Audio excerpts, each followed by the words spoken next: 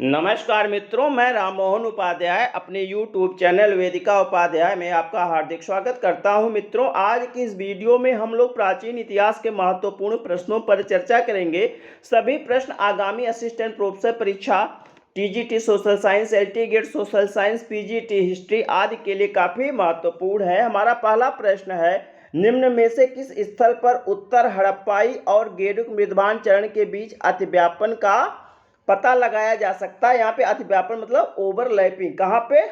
जो उत्तर हड़प्पा स्थल है और गेरुक मृदभान चरण के बीच या गेरुक मृदभान संस्कृत के जो स्थल है उनमें जो है ओवरलैपिंग कहाँ पर हुई है? तो इसके सही आंसर है बड़गांव और अम्बाखेड़ी। विकल्प भी हमारा सही आंसर है। बड़गांव और अम्बाखेड़ी दोनों जो है दोनों उत्तर प्रदेश के सहारनपुर जिले में है। कहाँ पे है? उत्तर प्रदेश के सहारनपुर जिले में अवस्थित हैं। और यहाँ पर गेरुक मृदभान चरण और उत्तर हड़प्पा चरण के जो अवशेष पाए गए, मृदभान पाए गए हैं, उनमें ओवरलैपिंग का साक्ष्य प्राप्त हुआ है। ठीक है, तो इसमें क्या है, बड़गांव अम्बाखेड़ी में जो है कुछ स्थलों के जो उत्खनन हुए हैं वहाँ पर उत्तर हड़प्पा संस्कृत और गैरुक मृदभान संस्कृत के साथ साथ या उनके जो अवशेष प्राप्त हुए हैं उनको साथ साथ देखा गया है। जो हमारे गैरिक मृदभान परंपरा के मृदभांड हैं, गैरिक मृदभान परंपरा के जो हमारे मृदभांड हैं उनको दो भागों में बांटा गया है। एक है पश्चिमी और दूसरा है पूर्वी। तो अब इसमें जो आपका पश्चिमी का है, तो पश्चिमी में जैसे जोधपुर है, जोधपुर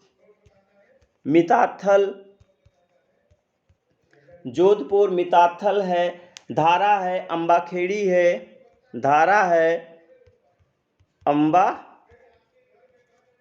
है, बड़गांव है, ये सब जो है हड़प्पा मृदभान परंपरा हैं। यह हड़प्पा मृदभान परंपरा से प्रभावित हैं।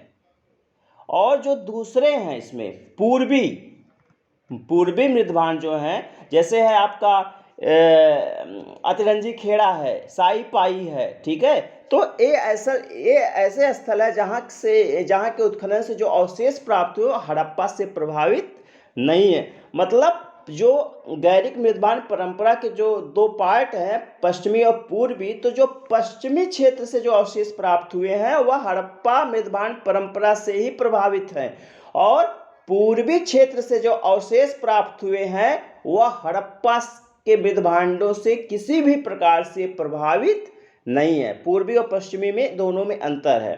पश्चिमी मृदभांड हड़प्पा संस्कृत से प्रभावित है, पूर्वी मृदभांड हड़प्पा संस्कृत से प्रभावित नहीं है। तो विकल्प बी बड़गांव और अम्बाखेड़ी हमारा सही आंसर है। हमारा दूसरा प्रश्न है, मित्रों आगे बढ़ने से पूर्व आपसे अनुरोध है, आप वीडियो को देखने के पश्चात चैनल को सब्सक्राइब, वीडियो को लाइक एवं शेयर अवश्य करें। साथ ही साथ बेल आइकन को भी प्रेस करें जिसके माध्यम से आने वाले वीडियो का नोटिफिकेशन आपको समय प्राप्त हो जाए। हमारा दूसरा प्रश्न है, ऋग्वैदिक काल का प्रसिद्ध व्यंजन करम्ब निम्नलिखित में से किससे बनता था?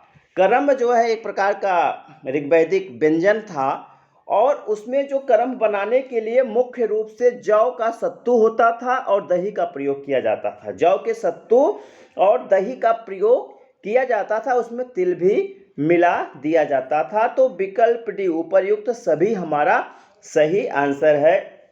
कहीं कहीं इसमें जो है, अब चूंकि ऋग्वेद में नमक का तो उल्लेख मिलता नहीं है तो इसलिए कंफर्म नहीं है कि नमकीन होता था क्या, लेकिन इसमें जो है यह उल्लेख प्राप्त होता है कि इसमें मधु का भी प्रयोग किया जाता था। ठीक है, जौ, तिल और दही के साथ साथ मधु का प्रयोग किया जाता था। इससे सिद्ध होता है कि कहीं न कहीं जो करम्ब होता था वह मीठा होता था। तो विकल्प डी उपर्युक्त सभी हमारा सही आंसर। हमारा अगला प्रश्न है, नवपाषाण कालीन स्थल दाऊजली हेडिंग किस क्षेत्र में स्थित है? तो दाऊजली हेडिंग कई बार परीक्षाओं में पूछा गया है किस काल से संबंधित है, तो किससे संबंधित है? नवपाषाण काल से संबंधित है और यह जो है असम से संबंधित है। यह कहाँ पाया गया है? यह नवपाषाण कालीन स्थल जो दाऊजली हेडिंग है यह असम में अवस्थित है और 1867 ईस्वी में, कब? 1867 ईस्वी में जो जॉन लुबाक थे, जॉन लुबाक ने जो है असम के ब्रह्मपुत्र नदी घाटी में जो है इस स्थल की खोज की थी। दार्जिलिंग हेडिंग की खोज किसने किया था? जॉन लुबाक ने। कहां पर? ब्रह्मपुत्र नदी घाटी में। कब किया था? 1867 ईस्वी में। ठीक है। और यहाँ पे जो दार्जिलिंग हेडिंग से जो अवशेष प्राप्त हुए हैं, जैसे खरल होता है जिसमें कुटाई की जाती है, खरल है, और खरल के साथ साथ मूसल जैसे पत्थर के उपकरण प्राप्त हुए हैं। जैसे कि हम लोग जानते हैं झूम खेती का साक्ष्य, तो झूम खेती असम या पश्चिमोत्तर भारत में प्रायः होती है। तो झूम खेती के साक्ष्य भी जो है दार्जिलिंग हेडिंग से प्राप्त हुए हैं। तो दार्जिलिंग हेडिंग कहाँ पर है? असम में है। विकल्प ए हमारा सही आंसर है। हमारा अगला प्रश्न है, हड़प्पा सभ्यता के किस स्थल से, यहाँ पे क्यों हो गया, चित्रित भांड में एक वृक्ष पर मछली और नीचे लोमड़ी जैसे पशु को चित्रित किया गया जो पंचतंत्र में वर्णित चतुर लोमड़ी की कथा को प्रतिबिंबित करता है। पंचतंत्र विष्णु शर्मा की एक प्रसिद्ध रचना है जिसमें कई कहानियों के माध्यम से जो है नैतिक शिक्षा दी गई है। तो अब हड़प्पा पूछा जा रहा है, ठीक है, कहाँ से प्राप्त हुआ है? तो यह जो है आपका लोथल से। कहाँ से? यह आपका लोथल से प्राप्त हुआ। विकल्प सी। यह भी प्रश्न कई बार परीक्षाओं में पूछा गया है, यूजीसी नेट में पूछा गया, असिस्टेंट प्रोफेसर परीक्षा में पूछा गया है, यूपीएससी के द्वारा जो विभिन्न प्रकार की परीक्षाएं हुई उसमें यह प्रश्न पूछा गया है, चालाक लोमड़ी की कथा, ठीक है, का प्रतिबिंबन कहाँ से हुआ? तो कहाँ से हुआ है? लोथल से। लोथल कहाँ पे है? गुजरात के अहमदाबाद के सरगवल गांव के पास जो है, किस नदी के तट पर है लोथल भोगवा नदी के तट पर है। कभी कभी खाड़ी पूछा, कच्छ की खाड़ी में है कि खंभात की खाड़ी में? कहाँ पे है? यह खंभात की खाड़ी में है, खंभात की खाड़ी में है। ठीक है। इसकी खोज किसने किया था? 1954 में किसने किया था? एस.आर. राव ने। एस.आर.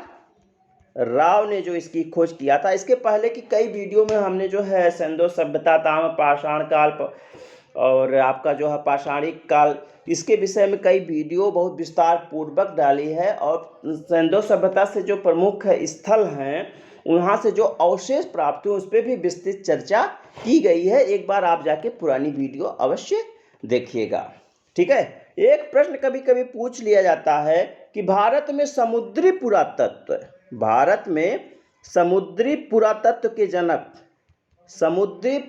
के जनक कौन है जिसने लोथल की खोज की थी? एस.आर. राव। तो विकल्प सी लोथल हमारा सही आंसर। हमारा नेक्स्ट क्वेश्चन है, कितागिरी एवं उपकट निम्नलिखित में से किस महाजनपद से संबंधित हैं? तो कितागिरी और उपकट ये दोनों आपका जो है कौशल महाजनपद से संबंधित हैं। कहाँ से हैं? कौशल से संबंधित हैं। और ये सब नगर थे। कितागिरी, उपकट ये सब नगर थे। ठीक है। वहाँ पे सेतव्य भी एक नगर था जो परीक्षाओं में कभी कभी पूछ लिया जाता है। सेतव्य कहाँ से संबंधित, किस महाजनपद से संबंधित है? तो कहाँ से संबंधित है? कौशल महाजनपद से संबंधित। बुद्ध काल में कुल 16 महाजनपद थे जिसमें से कौशल महाजनपद एक प्रसिद्ध महाजनपद था। ठीक है।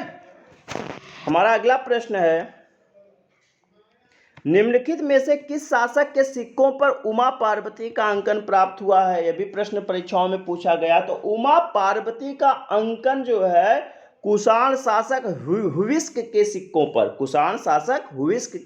पर प्राप्त हुआ है। जो हुविस्क के सिक्के प्राप्त हुए हैं उनमें जो है अपेक्षाकृत हिंदू धर्म से संबंधित देवी देवताओं की मूर्तियों या चित्रों का अंकन ज्यादा किया गया है। तो हुविस्क के सिक्कों पर उमा पार्वती का अंकन है जिसमें वो अपने एक हाथ में कमल लिए चित्रित की गई हैं। अगला प्रश्न है, किस प्राचीन विश्वविद्यालय के छात्रों को तर्कालंकार एवं तर्क चक्रवर्ती, तर्कालंकार एक में है, तर्क चक्रवर्ती अलग है, तर्कालंकार और तर्क चक्रवर्ती की उपाधि दी जाती थी? तो तर्कालंकार और तर्क चक्रवर्ती की उपाधि किसको कहाँ से दी जाती थी, किस विश्वविद्यालय के द्वारा?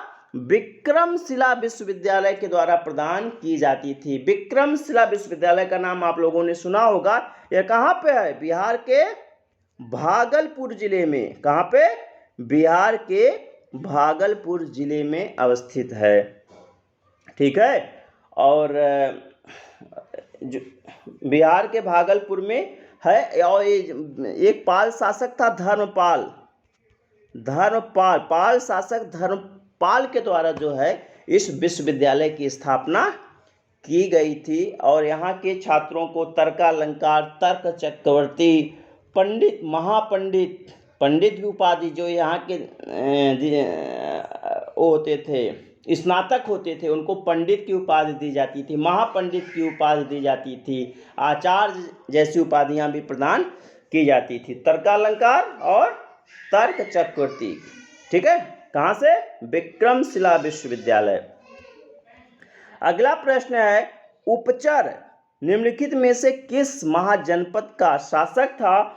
तो उपचर जो है वह आपका चेद जनपद से संबंधित था। चेद महाजनपद से संबंधित। अभी मैंने ऊपर आपको बताया है कि बुद्ध काल में कुल 16 महाजनपद थे, जिनका उल्लेख जो है अंगुत्तर निकाय, बौद्ध ग्रंथ अंगुत्तर निकाय और जैन ग्रंथ भगवती सूत्र में मिलता है, जिसमें 16 महाजनपदों का उल्लेख है। उसी में से एक जनपद था चेद जनपद, जो कि आपका वर्तमान में उत्तर प्रदेश के बुंदेलखंड का एरिया था। और यहाँ की राजधानी थी सोत्थिवती या सुक्तिमती, सुक्तिमती या सोत्थिवती, सोत्थिवती यहाँ की राजधानी थी। और उपचर वहाँ का शासक था। उपचर वहाँ पे एक आपका जातक ग्रंथ चेतीय जातक, तो चेतीय जातक में उपचर का उल्लेख प्राप्त होता है। आप लोगों ने शिशुपाल का नाम सुना होगा। शिशुपाल, जिसका वध किसने किया था? श्री कृष्ण के द्वारा जिसका वध किया गया था, वो भी चेदी महाजनपद का ही शासक था। तो विकल्प बी चेदी हमारा सही आंसर है। हमारा अगला प्रश्न है, 22वें जैन तीर्थंकर नेमिनाथ का संबंध निम्नलिखित में से किससे है? तो आप लोग इसको निश्चित रूप से जानते होंगे कि जो हमारे 22वें जैन तीर्थंकर थे, उनका संबंध भगवान श्री कृष्ण से है। विकल्प बी हमारा सही आंसर है। यह बेसिकली जो है कृष्ण के चचेरे भाई माने जाते हैं। और किसी परीक्षा में पूछा गया था कि इन्होंने कहाँ पर तपस्या की थी, तो नेमिनाथ ने गिरिनार पर्वत पर तपस्या की थी। ठीक है। जैन ग्रंथ उत्तराध्ययन सूत्र में भी इनका जो है उल्लेख मिलता है। जैन ग्रंथ है उत्तराध्ययन सूत्र। तो जैन ग्रंथ उत्तराध्ययन सूत्र में इनको कृष्ण का समकालीन बताया गया है। ठीक है। और आपका ऋग्वेद में भी इनका उल्लेख मिलता है। ऋग्वेद का एक सूक्त है केसीय सूक्त।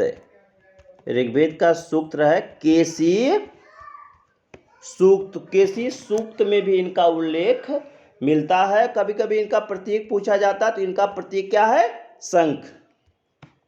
हमारा अगला प्रश्न है, निम्नलिखित में से किस संस्कृत नाटक में चंद्रगुप्त मौर्य का विवरण प्राप्त होता है? तो चंद्रगुप्त मौर्य का विवरण जो है संस्कृत नाटक मुद्रा राक्षस में प्राप्त होते हैं, जिसके रचयिता कौन है? विशाख दत्त इसके जो है लेखक हैं, इसके नाटककार हैं मुद्रा राक्षस के। और मुद्रा राक्षस में चंद्रगुप्त मौर्य का उल्लेख मिलता है। और इनको जो है मुद्रा राक्षस में चंद्रगुप्त मौर्य को जो है अंतिम नंद शासक का पुत्र बताया गया है। अंतिम नंद शासक का पुत्र बताया गया। कभी कभी पूछा जाता है बिरसल और कुलहीन शब्द का प्रयोग चंद्रगुप्त मौर्य के लिए किस ग्रंथ में किया गया? तो मुद्रा राक्षस में ही इसके लिए किया गया है। ज़्यादातर स्थलों पर जो है चाणक्य के द्वारा जो है बिरसल शब्दों का प्रयोग किया गया है। एक दो स्थल पर जो है कंचुकी और राक्षस के द्वारा भी इसका प्रयोग किया गया। तो विकल्प डी हमारा सही आंसर है। हमारा अगला प्रश्न है, मथुरा कला में सगोत्रता त्रिक के समावेश वाली मूर्तियों में निम्नलिखित में से किसे चित्रित किया गया है। तो जो मथुरा कला है, कुषाण कालीन मथुरा कला है, तो उसमें जो है अगर सगोत्रता त्रिक की बात आएगी तो सगोत्रता त्रिक में कुल 3 देवताओं का जो है चित्रण किया गया है, जिसमें कृष्ण है, बलराम है और एक नामसा है। कृष्ण, बलराम और एक नामसा है, और इनका यहाँ पे जो है चित्रण किया गया है। हिंदू धर्म में जो है एक जो देवता होता है उसकी कई अभिव्यक्तियों, उसकी अभिव्यक्ति जो है कई रूपों में की जाती है, कई पहलुओं से उसको देखा जाता है। तो कृष्ण जो मथुरा कला में इन तीनों की जो है खड़ी हुई मूर्तियां एक साथ ही मिली हैं, जिसमें बीच में एक नामसा है और उनके अगल बगल कृष्ण और बलराम कृष्ण के बड़े भाई थे, ठीक है, बलराम कृष्ण के बड़े भाई थे, और ये दोनों जो हैं वहाँ पे शिशु रूप में, बाल रूप में चित्रित किए गए हैं, शिशु या बाल रूप में चित्रित किए गए हैं, ठीक है। तो हमारा जो है इसका सही आंसर विकल्प सी, कृष्ण, बलराम, एक नामसा।